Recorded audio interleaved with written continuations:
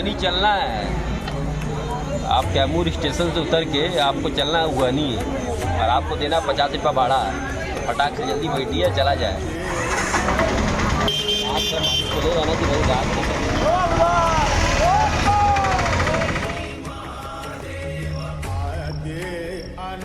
आपको ऐसे ही छोटे छोटे ट्रैक मिलते रहेंगे।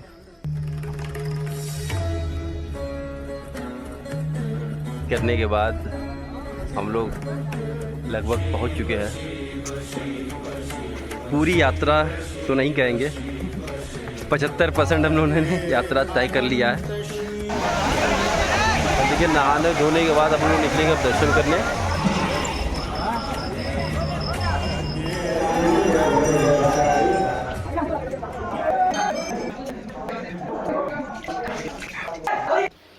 दोस्तों, हर हर महादेव।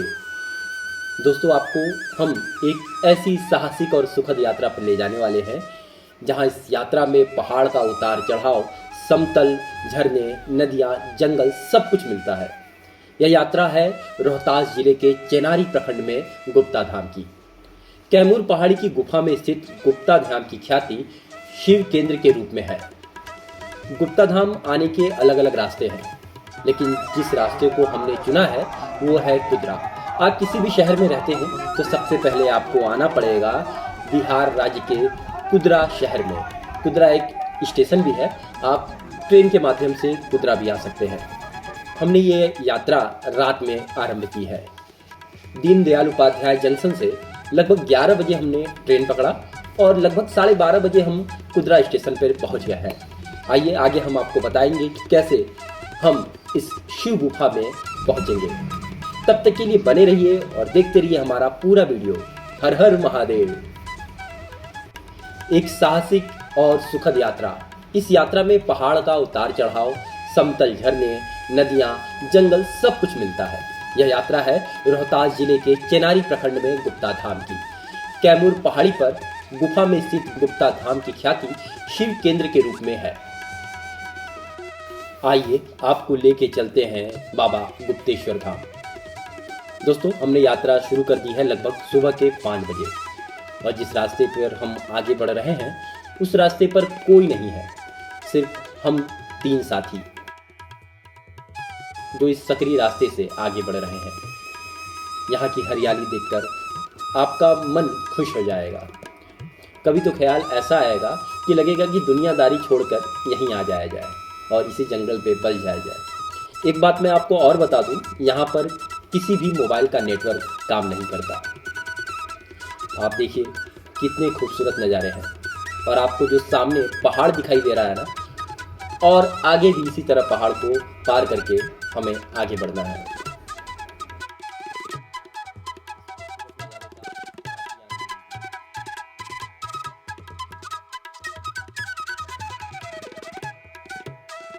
हमें देखकर ये आश्चर्य हुआ कि पहाड़ पे भी लोग खेती कर रहे हैं।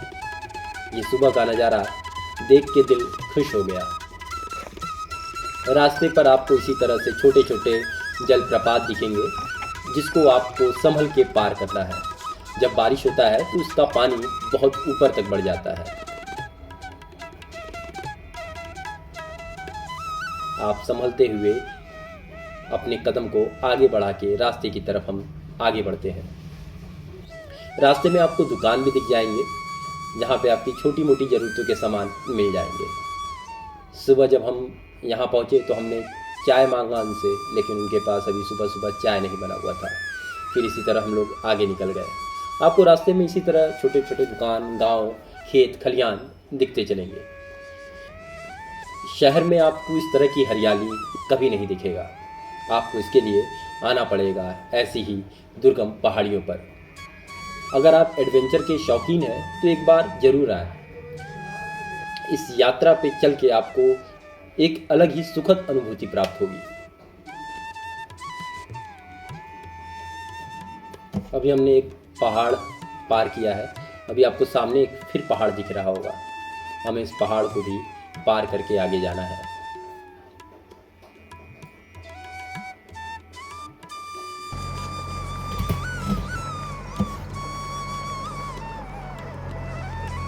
शुक्र मानिए कि अभी बारिश नहीं हुआ है इतना।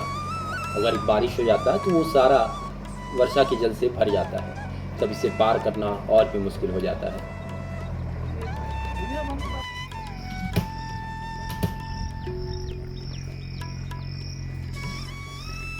हम लोग बिना रुके इसी तरह आगे बढ़ रहे हैं ताकि कहीं आगे हम लोग को चाय मिल जाए, ताकि थोड़ी सी शरीर में फ्रेशनेस आ जाए। सूरज भगवान भी अपनी आंखें खोल चुके हैं।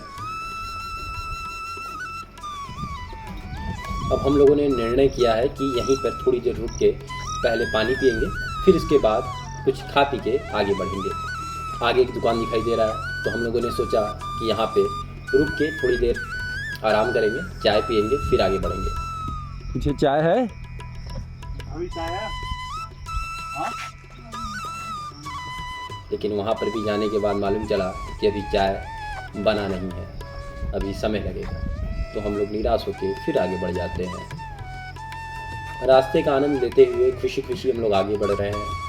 चेहरे पे कोई सिकन नहीं है और अभी तक हम लोग थके भी नहीं हैं। मन में महादेव का नाम लेते हुए हम लोग आगे बढ़ रहे हैं।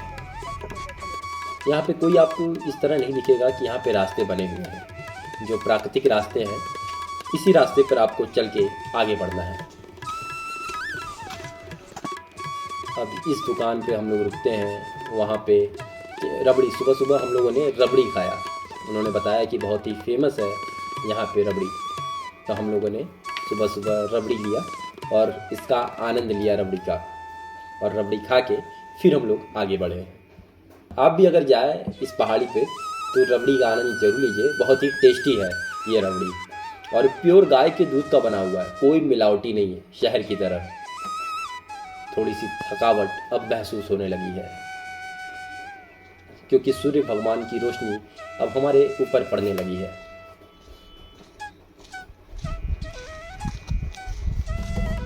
लेकिन आपको ऐसे दुर्गम रास्ते पर चल के एक अंदर से आनंद आएगा कि शहर में तो कभी आप ऐसे जगह पे जा नहीं पाते।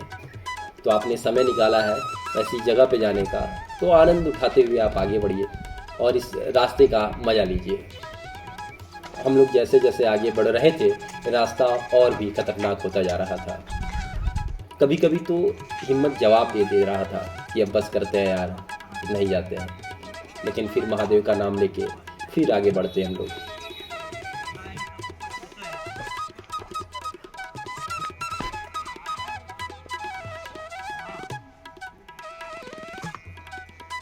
कभी कभी मन में ऐसा भी ख्याल आता है कि क्यों महादेव ऐसी जगह पे आके बसे हैं, और कभी कभी मन में इतना गुस्सा भी आता था भस्मासुर के ऊपर कि क्यों उसने भगवान शिव से ही ताकत पाके भगवान शिव को ही भस्म करने का प्रयास किया। खैर, जो होता है अच्छे के लिए होता है। एक कहानी है इनके संदर्भ में जो मैं आपको बताता हूँ। इस क्षेत्र में भगवान शंकर व भस्मासुर से जुड़ी कथा को जीवंत रखते हुए और पौराणिक मान्यताओं के अनुसार भस्मासुर से भयभीत होकर भगवान शिव को भागना पड़ा था। वह इसी धाम की गुफा में आकर छुपे थे। जब भगवान विष्णु को यह पता चला कि महादेव संकट में है, तो उन्होंने मोहिनी का रूप धारण कर लिया और भस्मासुर को अपने चंगुल में फंसाने के लिए उसके साथ नृत्य करने लगे।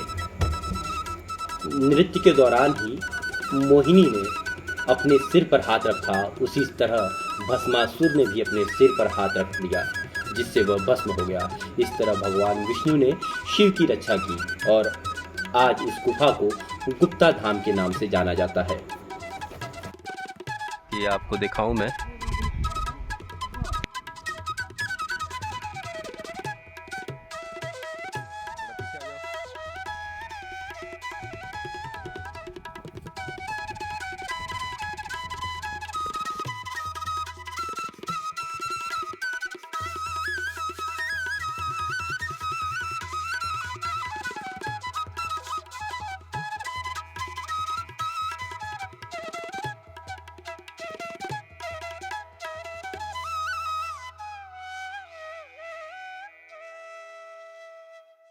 कितना दूर है भैया? अरे भैया अभी तो 20 मिनट लगी। हाँ? 20 मिनट थोड़ा में लगी, अभी जाए तो बहुत जाए के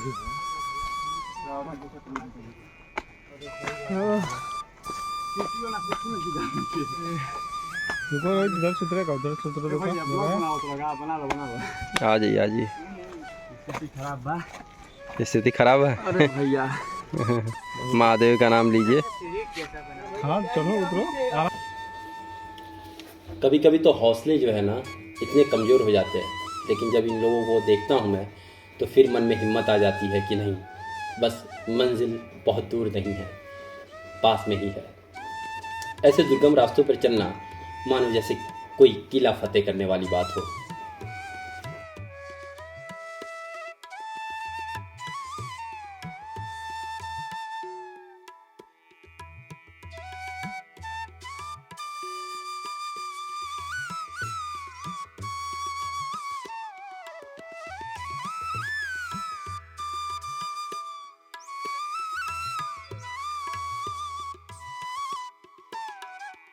अगर सच में आप एडवेंचर के बहुत शौक़ रखते हैं तो एक बार आप गुप्ता धाम जरूर आएँ।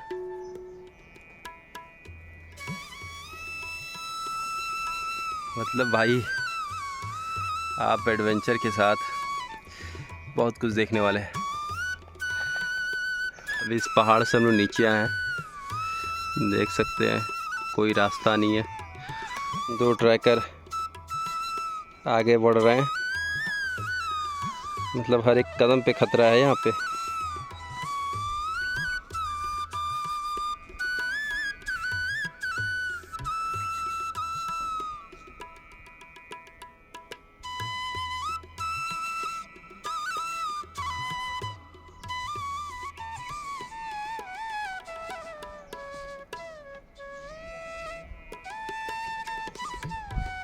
हम लोग कई बार हिम्मत हार चुके हैं, लेकिन जब भी कोई ऐसी महिला दिखती है तो लगता है कि जब ये महिला होके इस मंदिर पे दर्शन करके वापस जा सकती है तो हम क्यों नहीं।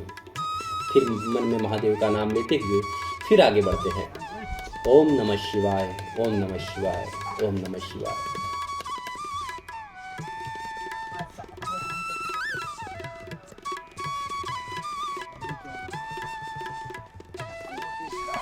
महाकाल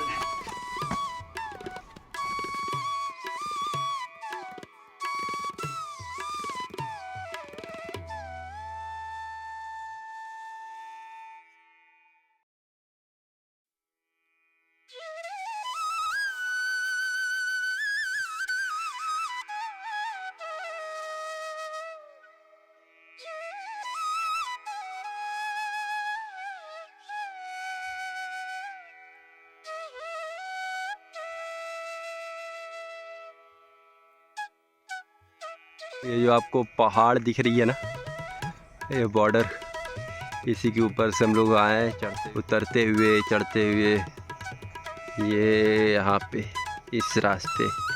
लगभग हम लोग अब पहुँच चुके हैं बाबा के धाम में, बस थोड़ी सी ही दूरी पे। इस पुल के बारे में मैं बता दूं कि जब भी बारिश होता है तो वो पुल पानी बारिश से भर जाता है, तो बड़ा संभल के पार करना होता है। अब हम लोग मंदिर के पास पहुंच गए हैं। अब हम लोग अपना बैग और जूता निकाल के रखेंगे ताकि उस शीतल कुंड में जाके हम लोग नहा सके और वहाँ से जल लेके बाबा को जल अर्पित कर सके।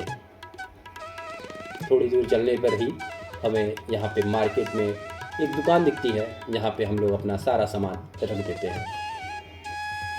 अब हम लोग आगे बढ़ते हैं शीतल कुंड की तरफ। तो रास्ते में बारिश की वजह से यहाँ पे पानी भर गया है। अब हम लोग अपना सामान रख के शीतल कुंड की तरफ बढ़ रहे हैं। शीतल कुंड लगभग मंदिर से 1.5 किलोमीटर की दूरी पर है।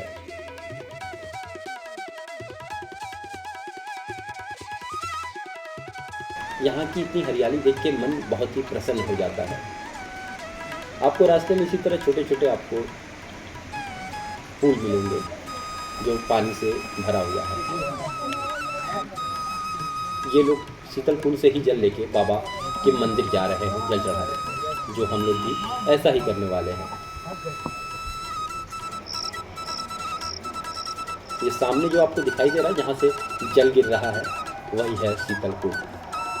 देख के इससे थोड़ी सी तसल्ली हुई कि हम लोग बिल्कुल नज़दीक हैं शीतल कुंड के। लोग ऐसा कहते हैं कि वहाँ पे नहाने के बाद आपकी सारी थकान दूर हो जाती है।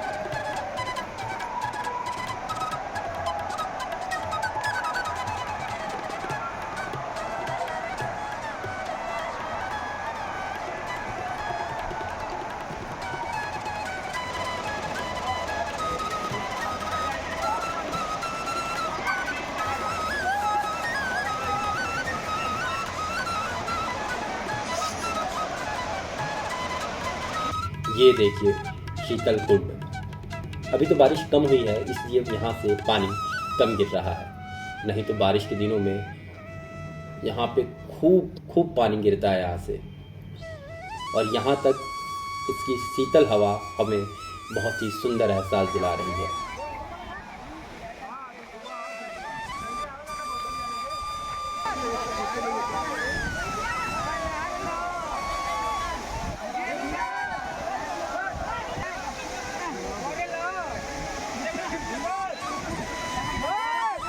हम लोग भी यहाँ से नहाने के बाद जल उठाकर निकल पड़ते हैं मंदिर की तरफ।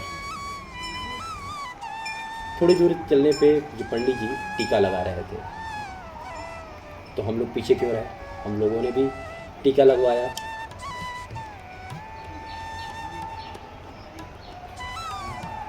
जो आप सामने द्वार देख रहे हैं वही मंदिर का मुख्य द्वार है। वहीं से आप सीढ़ी चढ़ के बाबा के मंदिर की तरफ बढ़ेंगे।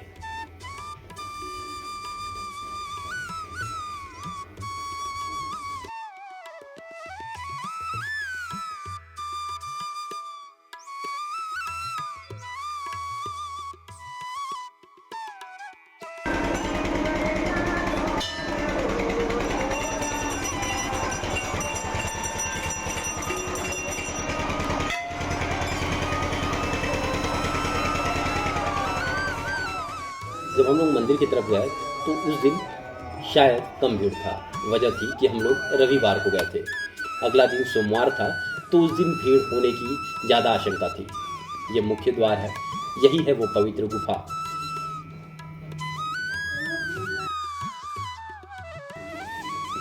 इस गुफा में अब थोड़ी थोड़ी दूरी पर लाइट तो जल रही थी, लेकिन ऑक्सीजन की कमी बहुत ज़्यादा थी। भीड़ कम होने की वजह से शायद यहाँ के प्रशासन ने ऑक्सीजन बंद करके रखा हुआ था।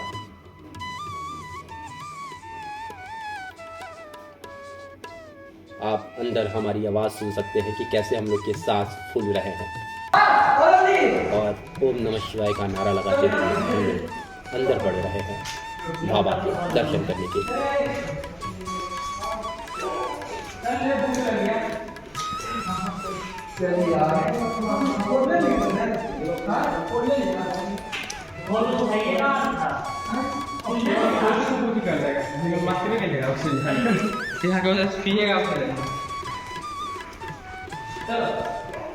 बहुत ही सकरा रास्ता है मंदिर की तरफ जाने के लिए।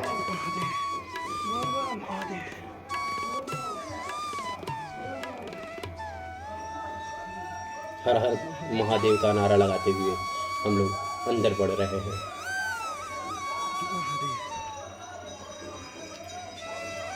अंदर ऑक्सीजन कम होने की वजह से हमारी सांस भी फूल रही है, लेकिन अंदर जाते ही महादेव का दर्शन प्राप्त करते ही एक अंदर सी अजब सी अनुभूति प्राप्त हुई। ऐसा लग रहा था कि महादेव साक्षात हाथ पकड़ के अपने पास बुला रहे हैं। जैसे ही नज़दीक पहुंचते हैं हम लोग, घंटियों की आवाज़ कानों में जाती है। जो थोड़ा सा भी डर मन में बैठा हुआ था वो दूर हो जाता है। ये है महादेव बाबा, यहाँ विराजमान बैठे हैं हमारे महादेव बाबा।